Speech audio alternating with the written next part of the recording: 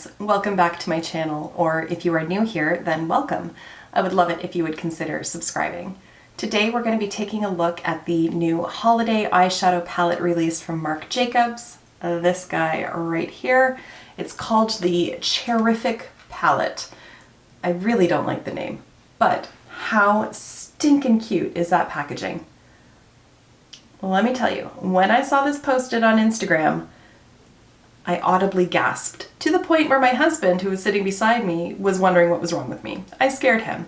But that's because my jaw dropped and my heart started palpitating because it's so cute. So the palette is available right now on the Sephora website, although I believe it's only going to be there for a short amount of time before they bring it back. So it will be launching along with all of the other items in this collection. Here are some pictures. There's going to be a highlighter, a lipstick, a lip oil, a mascara. There are going to be sets that range in price from 20 US up to 75 US. But the packaging is stellar. It is so good. So all of these items are going to be released on the Marc Jacobs website on September 28th. And then the palette, and I believe most of the items, if not all of the items, are then going to be released on the Sephora website on October 16th. So VIBs had early access to the palette only. Best believe I snatched it up because it's adorable. So this is the outer packaging. Let's open it up and I'll show you what the inner packaging looks like because I can't. Oh my gosh.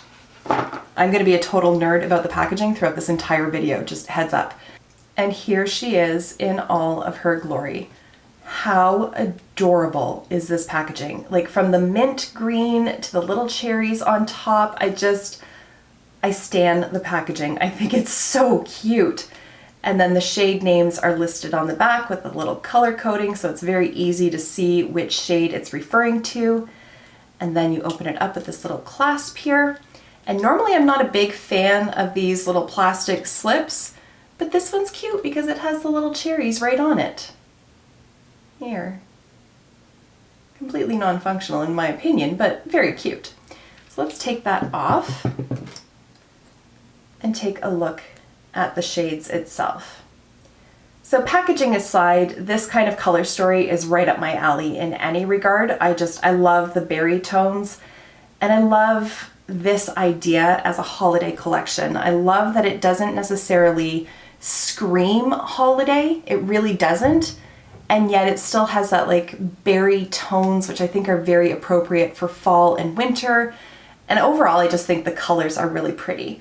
There are 4 different finishes in the eyeshadows. So there are matte shadows, satin, silk, and what they call a metallic lame, which I believe is going to be this shade here and this one over here. I, for the life of me, cannot figure out the difference between satin and silk. I don't know what the difference is. So who knows which shades those are referring to.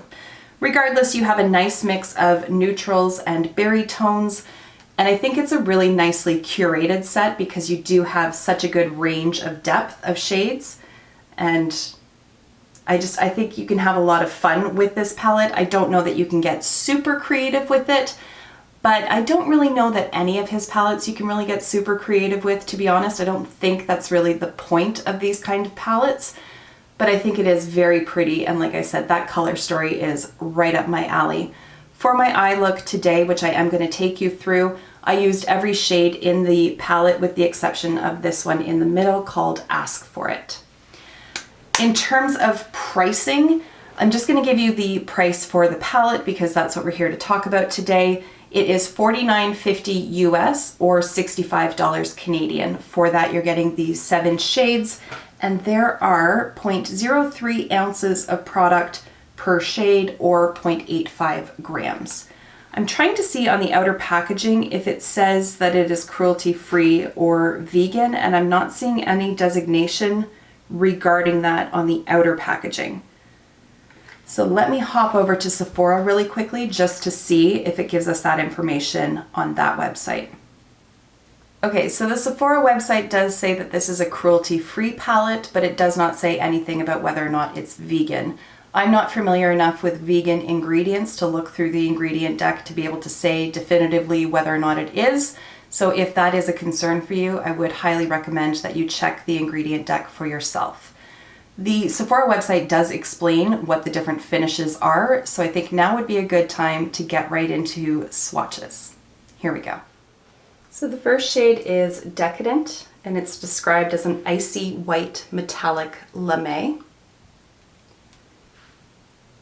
The next shade is Juicy, which is a light peach shimmering satin.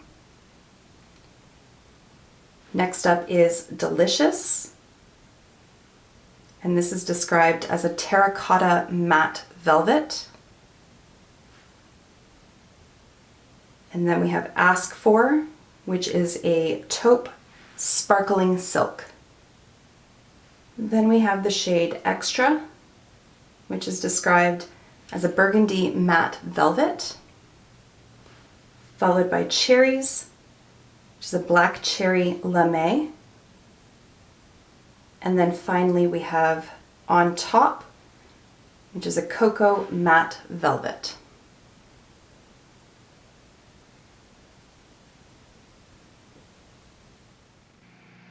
Hey guys, editing me. Apparently I forgot to film a segue into the actual eye look, although I could swear that I did, but I can't find it in the footage, so consider this the segue. Alright, time for the eye look. Here we go. I'm going to start off by priming my eyes with the Clean Canvas base from Gerard Cosmetics. This one is in the shade Medium. They've just expanded the line to include Fair, White, and Cocoa, and those have gone live today.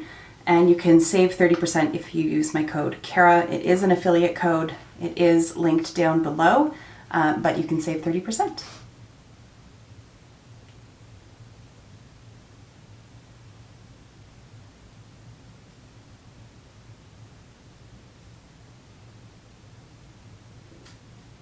So I'm going to start off by going into this shade here called Delicious, and I'm going to put that into my crease and blend that up through the transition area. The brush that I'm going to use is from BK Beauty. This is the 201 brush, and it's part of the bundle that Britt Clark created with them. It's a nice fluffy blending brush.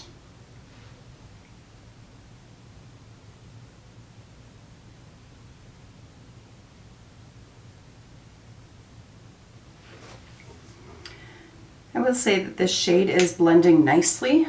I'm not noticing any really stubborn areas or any difficulty in blending it out. It's not producing any fallout on my cheeks. There's just a tiny little bit of kick up in the pan, but nothing major. And overall, I think the color saturation is quite nice.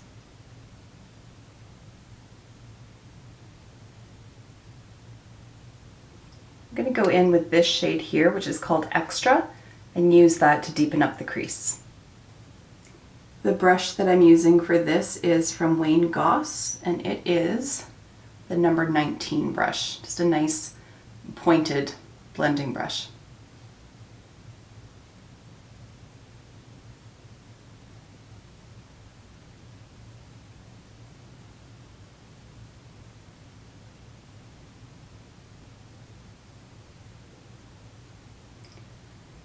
Again, blending this shade out is quite easy. Again, I'm not noticing any like stubbornness in it. It's very smooth to apply, and it is nicely pigmented, as you can see. I'm going to go in with an even smaller brush. This is the number 13 from Refer, and I'm going to pick up that deepest shade there, which is called On Top. I'm going to apply that to the outer corner and just build up the intensity in that area.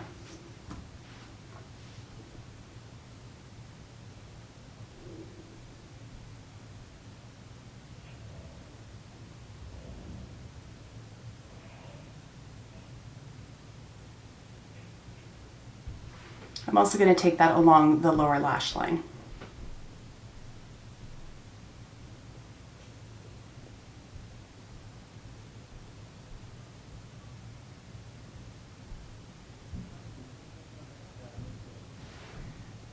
With it blended, it's a little bit difficult to see the distinction between one shade and the next, which frankly is kind of good. That's the whole point of blending.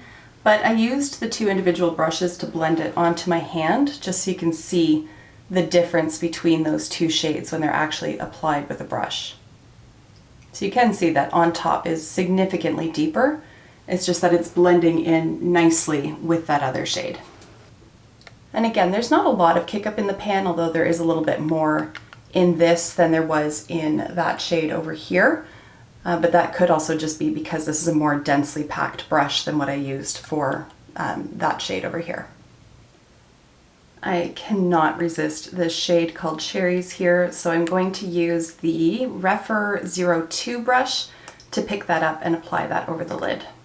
As usual, when I'm doing first impressions, I'm not going to spray it with setting spray or go in with my finger at first. I just want to see how it applies straight out of the pan using a brush. I will say it picks up nicely on the brush, so that's promising. Now we'll see how it looks once applied.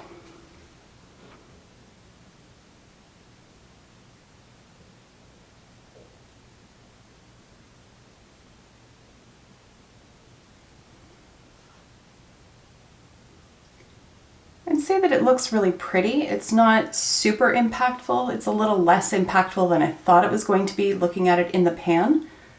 So for this eye, I will pick it up with my finger and just see what kind of difference that makes. It is incredibly smooth in the pan. There's no chunkiness to it at all.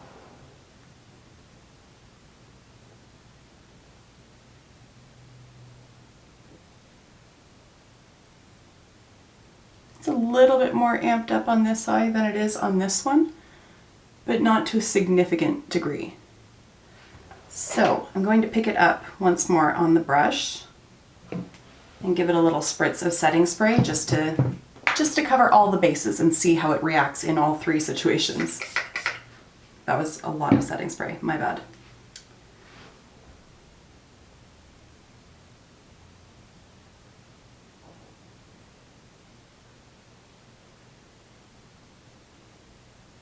I think using a brush and setting spray brings it up to basically the same level as the finger application. So going forward, I'd probably just use my finger. There it is. I'm not disappointed in it. It's just a matter of playing around with the application to see what kind of intensity you can get from it and what suits the look that you're going for. Now I'm going to go back into that shade Delicious and use that to buff out the lower lash line. And the brush that I'm using is again from BK Beauty, and it's the 202. Actually, I'm going to mix this shade with this one here. This one is called Juicy.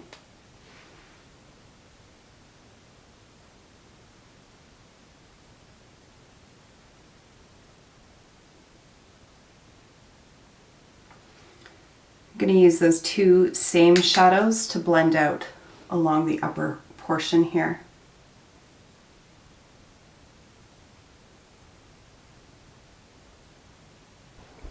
I'm not going to pick up any additional product, but I'm going to go back in with that Wayne Goss brush and just blend the crease out a bit, just where those dark shadows meet each other.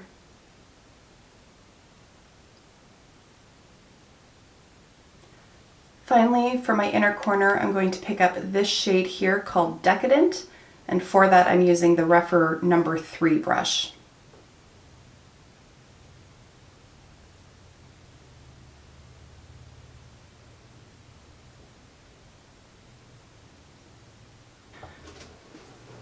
This one applies nicely. There is just like a tiny little bit of fallout happening.